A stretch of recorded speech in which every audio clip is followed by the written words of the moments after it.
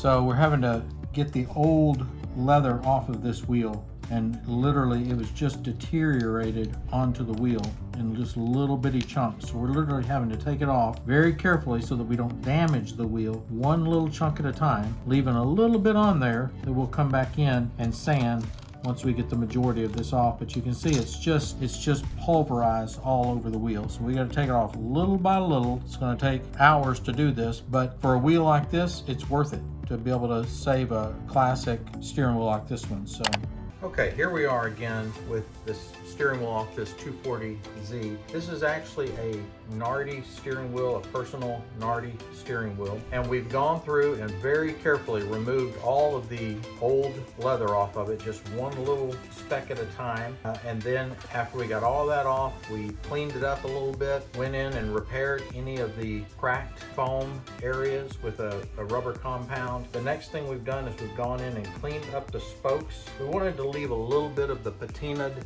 worn look in them. We didn't want to make it look brand spanking new because this is a vintage steering wheel. And then we cleaned up the back as well. Now we're ready to put new leather on it and have a brand new steering wheel.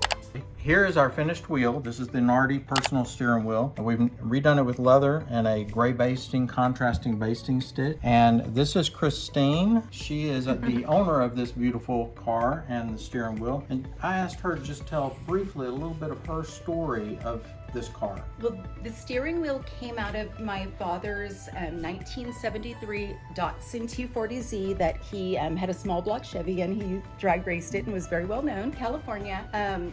When my dad passed away, I inherited the Z and a 1968 Camaro. I paid to have them stored in California, and the people that stored them were criminals and completely destroyed the cars. The only thing I could salvage out of the Z was the steering wheel. And I brought it here, and at first these guys are like, we can't, it's bad. It was in bad shape. And then when I started crying and told them, like, you got to see these pictures of what this car looked like before. I don't even have words for how amazing it is. So I'm going to put it in the 1968 Camaro that is almost completely restored. So I will have a piece of my dad in that car too. Very nice. And then we'll come back and get to see some pictures of it installed in the car in the next clip. Yes.